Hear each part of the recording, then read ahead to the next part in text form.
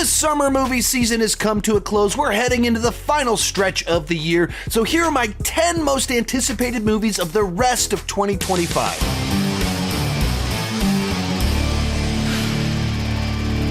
While I'm talking, be sure to join me down below in the comments section. What are your most anticipated films for the rest of the year?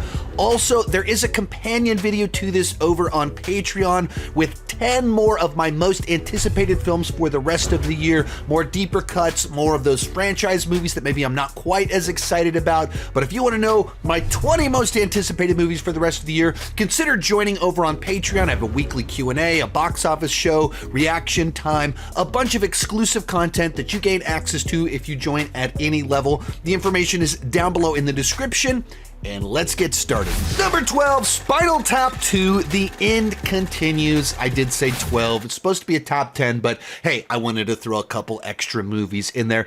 And these are marginally based on my excitement anticipation, but only marginally so. I was obsessed with Spinal Tap back in the day. I listened to the soundtrack all the time. I knew all the quotes, everything like that. And the idea that they are finally doing a proper Spinal Tap sequel, because they've done types of continuations throughout the years, but an actual proper sequel 41 years later has me terrified, but also curious.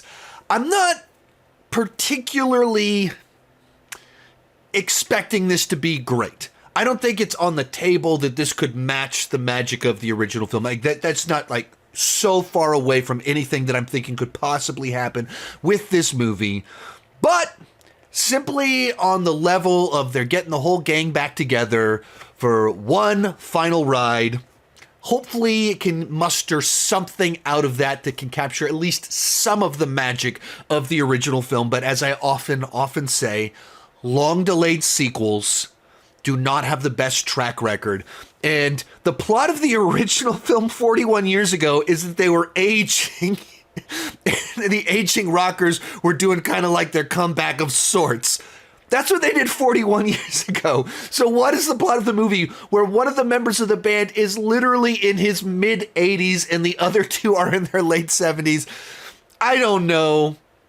But hopefully, at least it's not an embarrassment, and I am excited to see it. 11, Wake Up Dead Man, a Knives Out mystery. I have enjoyed the previous two Knives Out films that Rian Johnson knows the formula to do a whodunit, and so these movies get watched in my household an awful lot. Like, Glass Onion was one of my wife's go-to-bed movies for a very long time, so it's played in my household many, many, many times, and the last 6 years, we've kind of had two different whodunit franchises going. Rian Johnson's Knives Out and Kenneth Branagh's Hercules Poirot. I mispronounce it every single time. Those are the two different whodunit franchises that we have. One of them based off Agatha Christie, one of an original.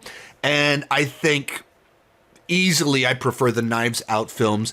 And part of the fun of them is that they are just these star-studded films, so he always gets a tremendous ensemble filled with these lively characters. And it's a fun genre that's not overplayed these days. We have just enough of them that it's like, yeah, I dug that, so I'm excited for this one. Then we have Cisu 2, Road to Revenge. Now, Cisu is a movie that came out 2-3 years back and was just this really cool, hardcore action movie with this guy that is the unlikely action hero that just destroys a bunch of Nazis, put a big, gigantic grin on my face. And a sequel is coming out this year, and I will actually be at its world premiere at Fantastic Fest about a month from right now.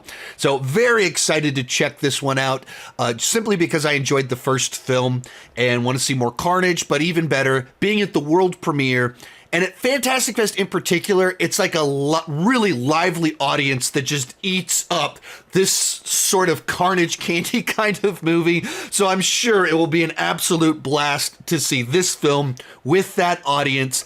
And the guy that is directed the first movie and did this movie is the guy that's going to be doing the new John Rambo prequel film that they're making. Now, I have my reservations about doing a John Rambo prequel film, But I'm kind of curious that it is this guy that is making them, and I did enjoy Cisu, and I'm very excited for the new one, so maybe I should be hopeful for that as well. But probably not. Today's video is brought to you by the Wednesday Season 2 official Woecast. Hey Nightshades, are you looking for something to scratch that Wednesday itch while you're waiting for Season 2 Part 2 to drop? Try checking out the official Wednesday Season 2 Woecast. Prepare to dive deeper into the mysteries of Wednesday with the ultimate companion video podcast. Join the frightfully funny Caitlin Riley along with her producer Thing as she sits down with the marvelously macabre cast and crew. Together they'll unravel each shocking twist, dissect the dynamics lurking beneath, unearth the deep Addams Family lore, and answer all of your lingering questions that simply refuse to stay buried. Guests include Emma Myers, Joyce Sunday, Hunter Doohan, Steve Buscemi, Fred Armisen, Catherine Zeta-Jones, the Joanne Lumley, and also show creators Al Gough and Miles Miller, and of course, Wednesday Addams herself, Jenna Ortega. With 8 delightfully dark episodes to devour, you'll be drawn deeper into the haunting halls of Nevermore Academy than ever before. But beware, you know where curiosity often leads. The Wednesday Season 2 official Woecast is available in audio and video on Tudum, Apple Podcasts, Spotify, YouTube, or wherever you find your podcast. You have been warned. Number 9, Tron Ares. Now, the Tron movies are very fascinating films to me because I feel like they are a classic example of a franchise that is carried entirely on visuals and fun world building and 0% on story and characters, despite being named after a character. And the original film is one of those ones that you watched on VHS all growing up. And it's the only film in existence that looks like that. And it, popularized the light bikes and everything like that. And they made video games based off that and everything like that. And so it's a movie that beyond Tron, I don't remember Jeff Bridges' character's name or anything like that. But it's just fun to watch because it just had such a cool vibe to it. And then we get the second movie, all those years later, when I was about 30 years old, from the director that would later go on to do Top Gun Maverick and this year's F1. And essentially, I would say the exact same thing about it, that once again, it's a movie that is just unlike any other film visually speaking. Story, I barely remember. Flynn. Flynn's the guy's name. Isn't that Jeff Bridges' character's name? Flynn? There, maybe I did remember it. Barely remember the character's name. Barely remember the plot. But man, it is a cool looking experience. It just so unlike anything else, and an incredible score from Daft Punk. I'm hoping that with this new one that, they're teasing, like maybe they're coming into our world and maybe there's some other layers to it, that it can deliver finally a story that lives up to the visuals. Probably not. I imagine once again I'm going to get a movie with a story that I forget about, but man, the visuals look cool. And this time, 9 Inch Nails, not even Trent Reznor, full-blown 9 Inch Nails doing the score. I can't wait to check it out. And the kind of movie like you want to see it on the biggest screen possible because the story might be garbage, but man, it'll look awesome on a big screen. Next, Mortal Kombat 2. Now, the Mortal Kombat from 4 years ago, I thought kind of got the aesthetic right, but it felt like the prequel to the movie that I wanted. And I just thought it was bizarre that the lead character wasn't one of the 100 established Mortal Kombat characters or one of the 20 big name Mortal Kombat characters. They invented a new character that no one cares about. Just insanely stupid decision making. And it seems like for part 2, they listened and they're going to deliver the movie that we wanted the first film to be, where it's about the tournament and it stars Johnny Cage. Right there, see, you have the aesthetic of the movie we got before with those 2 changes, and immediately it's a much better movie in my mind. Especially throw Carl Urban in the lead. I'm sure there's going to have to be a ton of stuntmen doing a lot of the work for him and CGI carrying the heavyweight. Fair enough. It'll be fun to see Carl Urban playing Johnny Cage. And I had some people that saw it at a test screening like a year ago message me about it. And essentially all of them said, yeah, it seems like they listened, they heard the complaints about the first movie, and they fixed it with this film. The trailer looks cheesy, but it should be. Like, it's just the right amount of cheese and camp in there. I'm eating it up. 7, The Smashing Machine. This tells the real-life story of an MMA fighter, and it's directed by Benny Safdie of the Safdie brothers. Both of the brothers have a movie coming out this fall. This is the one that is more famous as an actor. He was in Oppenheimer. He was just the villain in Happy Gilmore 2. And now he potentially will be revitalizing The Rock's career by making The Rock actually act in a film and not just play The Rock persona. I tend to like sports movies, and hey, The Rock, he made some bad choices that kind of burned some credibility with audiences over the last few years. And if he's trying to course correct by being like, I got to challenge myself. I got to grow. I got to evolve. People got tired of the shtick. Time to do something real and do some real acting. I'm willing to give him a chance to see, does he have the chops to really move into this next phase of his career? But this is also just kind of the type of movie that I tend to enjoy, so I'm very game. 6, Black Phone. This, of course, is a sequel to Black Phone, the Scott Derrickson film from a few years back, and I really enjoyed Black Phone. That's my phone going off. What's the odds that as I say Black Phone, my phone would have an alarm go off? I've got a meeting in 10 minutes. But I just thought that movie was such a pleasant surprise that kind of felt like it came out of nowhere and took a fairly simple, straightforward horror concept, very contained story, and just added a lot of extra emotional weight to it and thematic resonance. It's like a really dark film that has child abuse and murder and kidnappings, but also is a story about grace and forgiveness at the same time that allowed very broken, very bad characters to grow and change, embraced kind of its weirdness and its lore. So I'm very excited to see what's next. Now, sometimes like a movie like that feels like a self-contained story, so that I like, okay, does it work a second time, or is this another case of an example that should have stayed at one movie? I don't know. We'll find out soon. This is another one having its world premiere at Fantastic Fest, so I will be at the world premiere of this one also, and be there excitedly with my fingers crossed, hoping that it's somewhere in the ballpark of the quality of the first movie and not in the ballpark of, oh, so many horror sequels that fail to live up to the original. But since it's on this list, obviously, I'm optimistic enough to have it here. 5, The Running Man. This is the latest film from Edgar Wright, and it stars my close personal friend whom I've spoken to for 30 seconds, Glenn Powell. It is a new adaptation of the Richard Bachman story, The Running Man, which of course was adapted back in the 80s as a Arnold Schwarzenegger vehicle. And if you don't know, Richard Bachman is Stephen King. And because he was so known for horror, when he did things outside of the horror space, he sometimes used a pseudonym, but pretty quickly everyone figured out it's just Stephen King.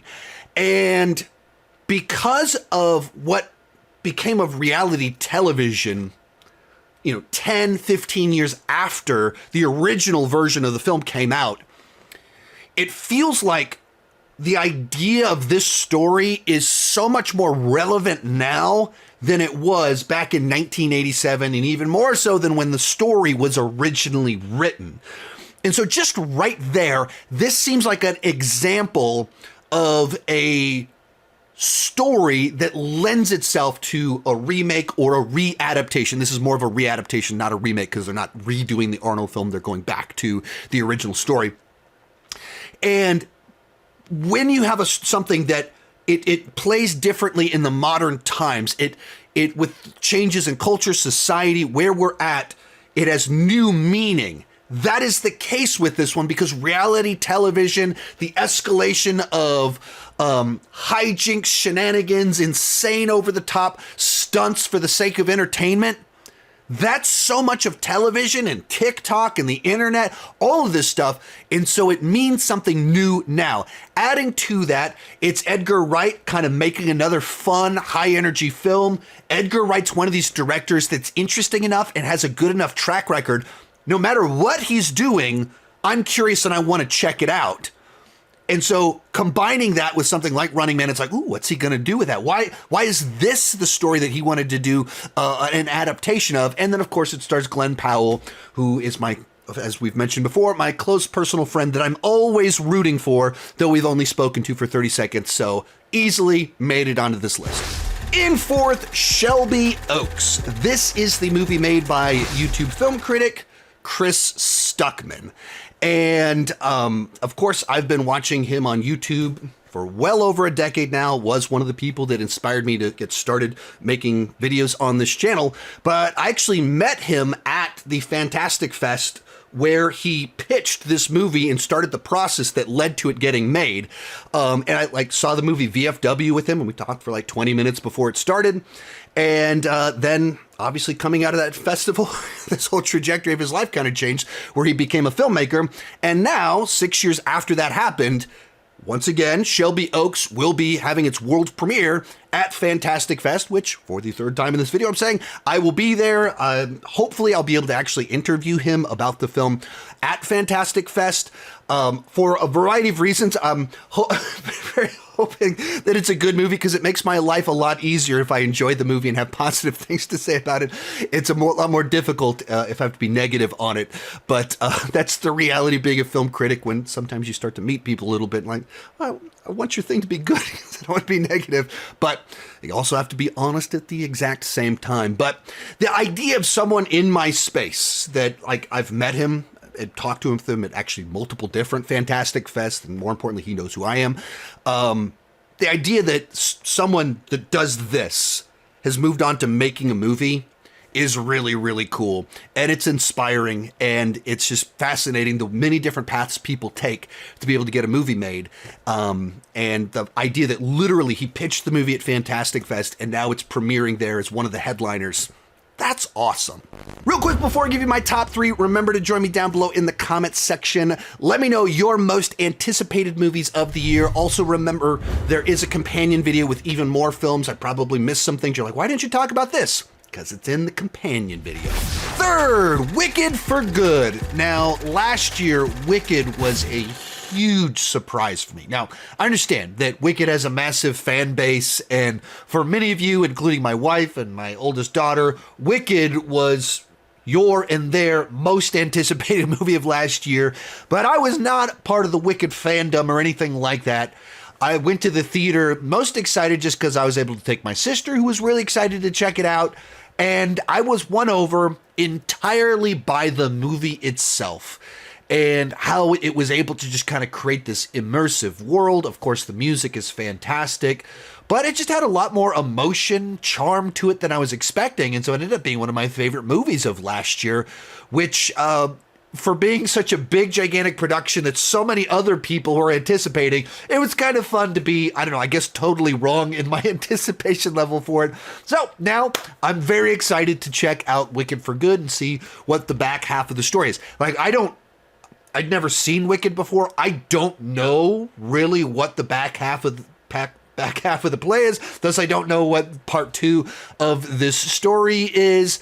I wouldn't expect it to be as good as the previous part, but it doesn't need to be to still be really good. I'm still excited to check it out. Our runner-up, Avatar, Fire and Ash. And as I said kind of at the beginning of this, these aren't really fully ranked on order. Like the top 5 or so are all kind of equally tied. I'm excited for them in different ways. I'm nervous about them for different ways, and I have different levels of how high I think I might love them depending on how well they're executed. But we have a new James Cameron movie coming out, and when James Cameron puts out a new movie, I get excited to go see it. I've said it a million times before that the Avatar movies are like my least favorite of the proper James Cameron films, but I still think that James Cameron makes big cinematic experiences. In particular, with the Avatar movies, they're not movies that I rewatch at home like at all. Like the Terminator movies, True Lies, Aliens, all this stuff I rewatch at home all the time. Avatar movies are films that are just great cinematic experiences that like they play like IMAX nature documentaries, except on an alien world in 3D with action and stuff like that. And so they're just very immersive experiences. Story level, yeah, I mean, they kind of, Pocahontas dances with wolves, Last Samurai on Pandora, sure. Are they cool to look at? Are they thrilling, exciting, swell the emotions while you're watching? Yes, they do. So I don't know. Like, I don't know how many more stories you have to tell. Well, I know how many more stories they have planned. I don't know how many more engaging stories they still have, since originality of story isn't the high point here. The trailer they put out has really only teased new environments. It hasn't really teased story direction all that much. So I don't really know what to expect.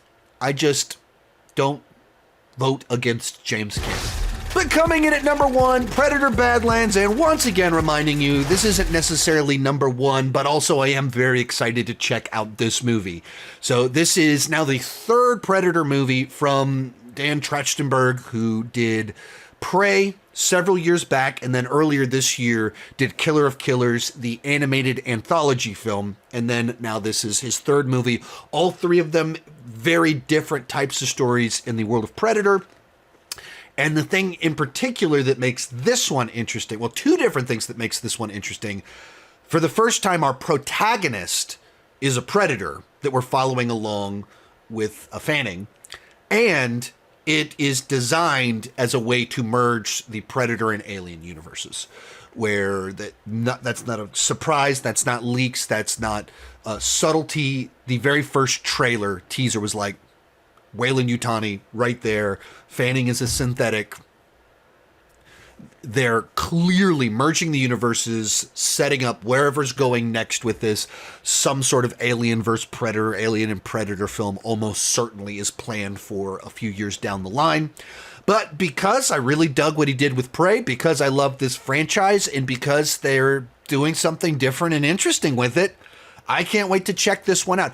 I did have a few concerns about the latest trailer that they put out, with the specific tone of it feeling not quite predatory enough, but at the same time, there's plenty of other reasons that I shouldn't be questioning the creative team on this one at the moment. So very excited to check it out. So while not one doesn't necessarily mean a whole lot in this context, it comes in at number 1.